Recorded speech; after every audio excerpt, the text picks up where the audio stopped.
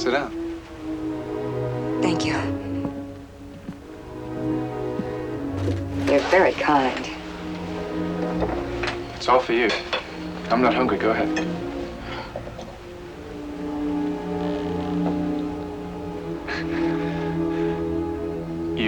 You eat like a bird. You'd know, of course. No, not really.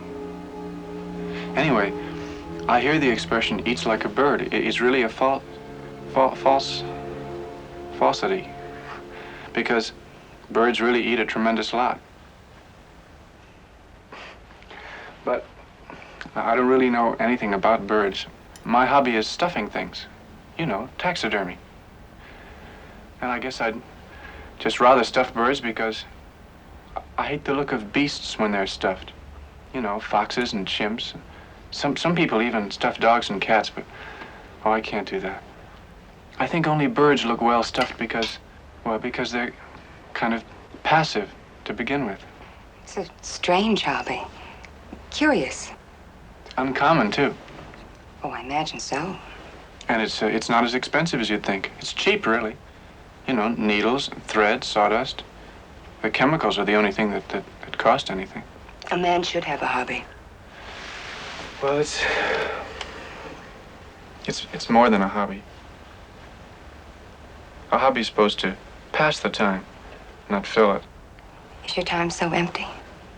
No. Well, I run the office and tend the cabins and grounds and do little errands for my mother, the ones she allows I might be capable of doing. Do you go out with friends? Well, a boy's best friend is his mother. You've never had an empty moment in your entire life, have you? Only my share. Where are you going? I didn't mean to pry. I'm looking for a private island. What are you running away from? Why do you ask that? No. People never run away from anything. The rain didn't last long, did it? You know what I think? I think that we're all in our private traps, clamped in them, and none of us can ever get out. We scratch and claw, but only at the air, only at each other. And for all of it, we never budge an inch. Sometimes we deliberately step into those traps. I was born in mine. I don't mind it anymore. Oh, but you should. You should mind it. Oh, I do. But I say I don't. You know, if anyone ever talked to me the way I heard, the way she spoke to you. Sometimes, when she talks to me like that, I feel I'd like to go up there and curse her and leave her forever. Or at least defy her.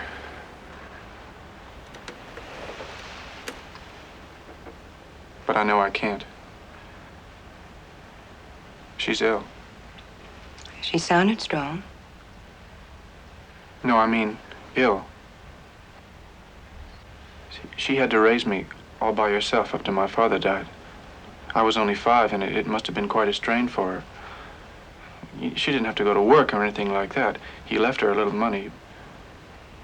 Anyway, a few years ago, Mother met this man, and he talked her into building this motel. He could have talked her into anything.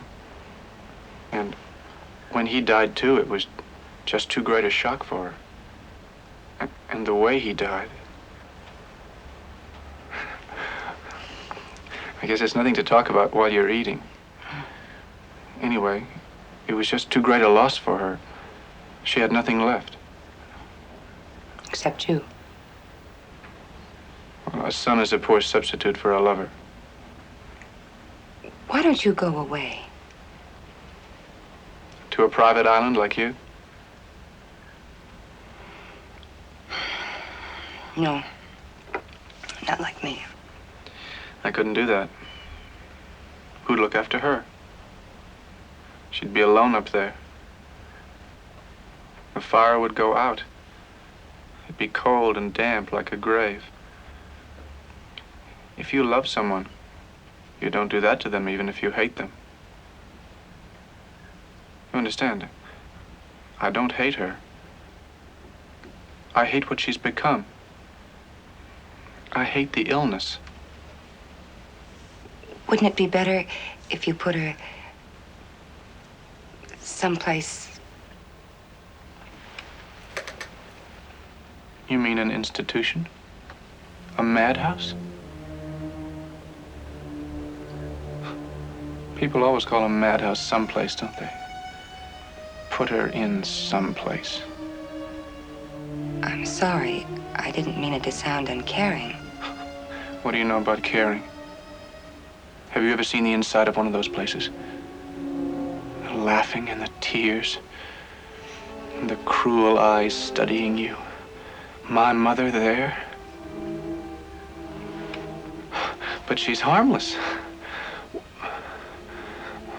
She's as harmless as one of those stuffed birds. I am sorry. I only felt... It seems she's hurting you. I meant well. People always mean well. They cluck their thick tongues and shake their heads and suggest oh so very delicately.